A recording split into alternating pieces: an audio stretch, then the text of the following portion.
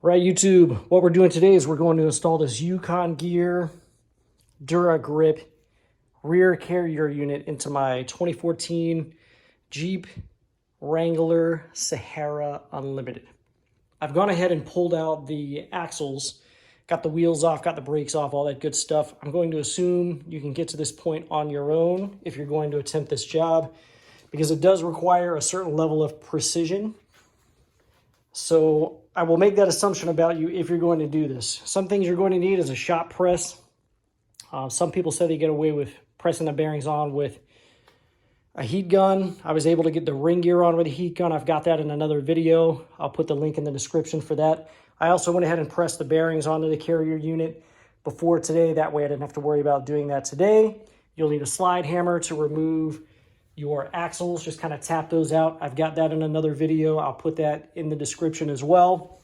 And the point I'm at right now is I've got the cover off, got the axles out, and I'm ready to pull those 4 bolts that are holding in the carrier unit.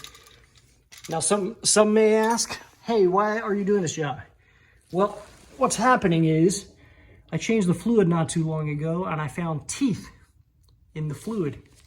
Not a good thing, right? So I did a quick Google search and found that these spider gears right here, and you can see them a little chewed up right there, have a tendency to just disintegrate from the factory if you have the limited slip differential, which I do. I think they call it the track lock from Jeep. So I do have the chewed up gears right there. Rather than replace the spider gears, which I think were about $300-ish when I looked around for the factory stuff, I went ahead and just grabbed a Dura Grip carrier.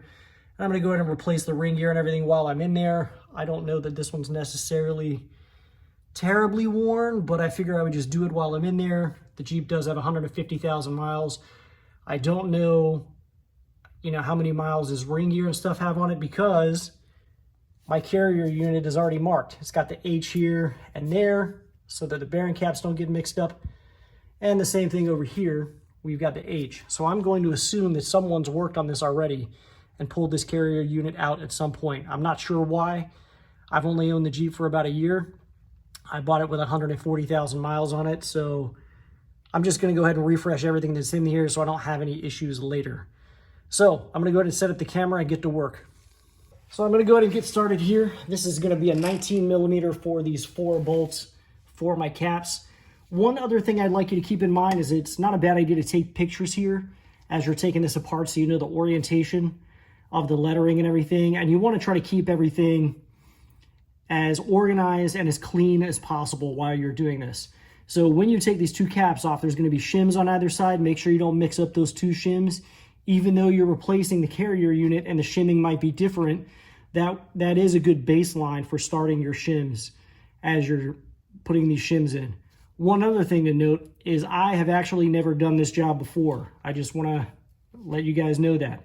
This is my first time doing this. I've done a lot of work. I've done engine swaps and stuff, but I've never actually set the backlash or pinion depth or any of that stuff.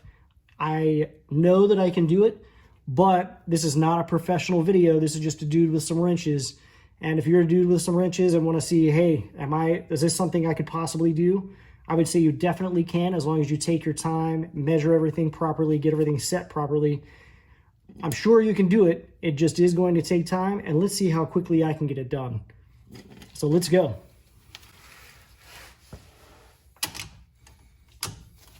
This is a 19 millimeter, by the way.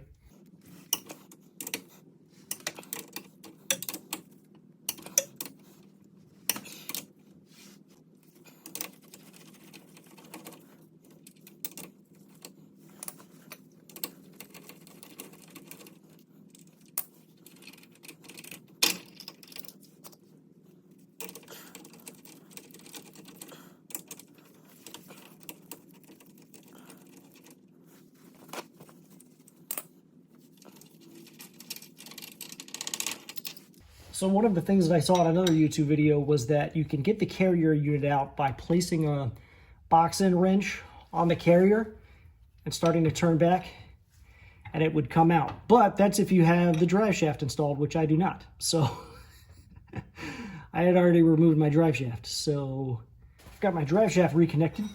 Let's go ahead and try this trick with the box wrench again.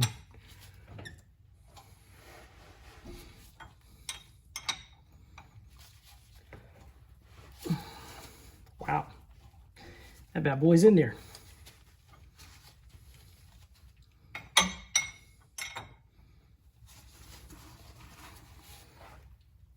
There we go, okay.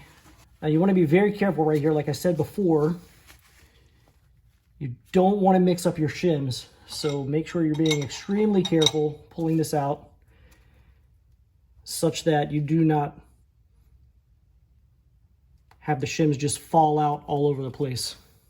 And of course mine just popped free. It's come loose of the pinion back there. So from here we're gonna have to try to pull it out. Still not to the point where I can do anything with the shims. They are in there.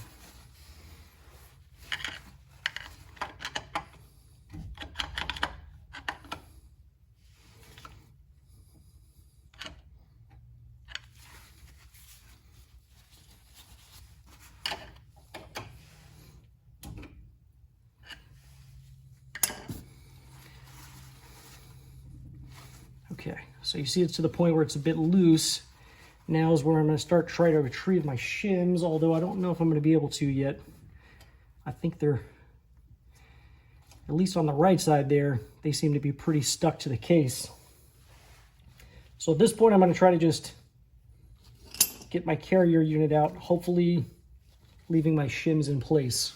I'm going to very carefully, while holding these bearings in place, lower it out.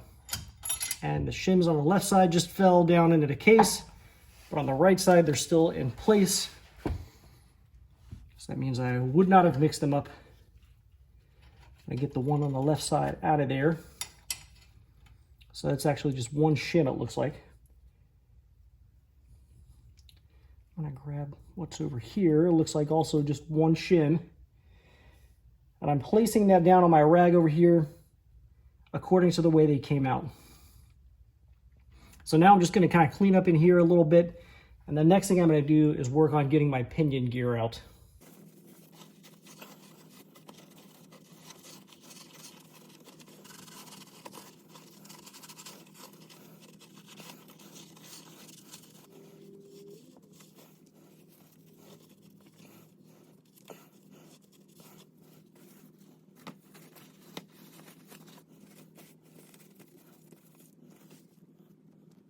Okay, underneath here to remove this pinion gear, we're going to remove the pinion gear nut that is inside the yoke here for the drive shaft. That's going to be a 33 millimeter. I don't have a 33, I only have a 34. I'm going to zip this thing off.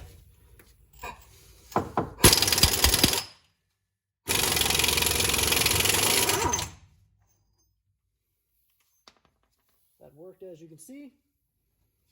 And now we need to work on getting the pinion gear out. All right, so this flange that attaches to the drive shaft has to be pulled off with a bearing puller.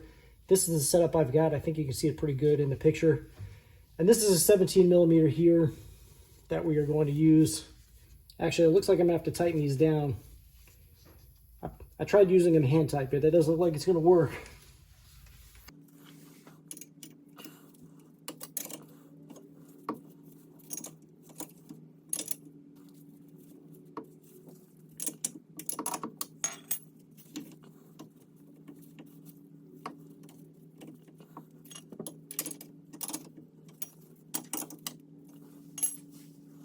This is a 17 millimeter here. You're going to use your impact socket if you've got one to hopefully just pull this thing right off.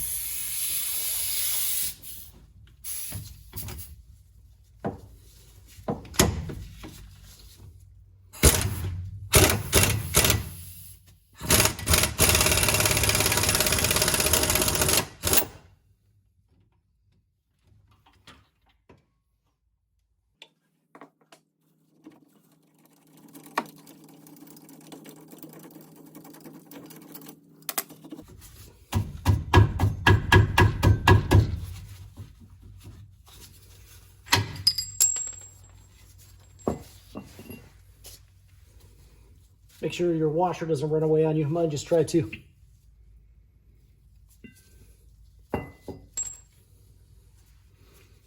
Okay, the next thing you're going to do is remove the seal here. And to do that, I'm going to get a chisel and a hammer and kind of just lift up the lip here on this thing and go ahead and move it out of the way. You can probably go ahead and tap out your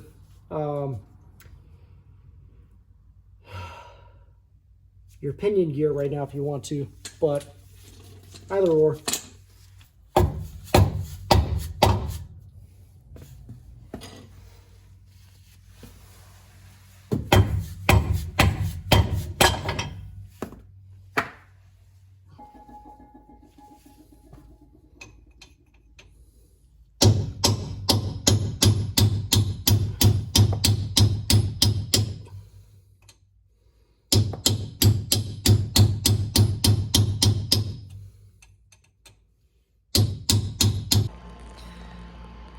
Okay, so I apologize for not getting, I went ahead and tapped out the bearing races and the pinion seal that was in there. For the pinion seal, I just used that chisel as you saw. My iPhone unfortunately got full of memory, so I had to go in the house, delete some stuff. But I just used a chisel, as you saw me starting to do, to pull out that seal. And then once it got chewed up enough on one side, I used a screwdriver to just kind of pop it out. Then with my bearing races, I got another chisel, a larger one, and was able to tap the bearing races out. Now, when I tapped the bearing races out, then went to this bearing, the one that's inside the carrier, not the outside towards the drive shaft, but the one that's on the inside, there were no shims behind that bearing race. So that kind of concerned me. I was like, dang it, where are the shims? So whoever set up the pinion last time, put the shims right here in between there. Everyone, if you enjoyed today's video, I would invite you to go ahead and hit the subscribe button down below right there on the right hand corner. And if you felt that the products in today's video is something you might like to own yourself, there's a product link right up there to the right, upper right hand corner, or down in the description will be a product link for you to purchase the product as well. Thank you very much for watching YouTube.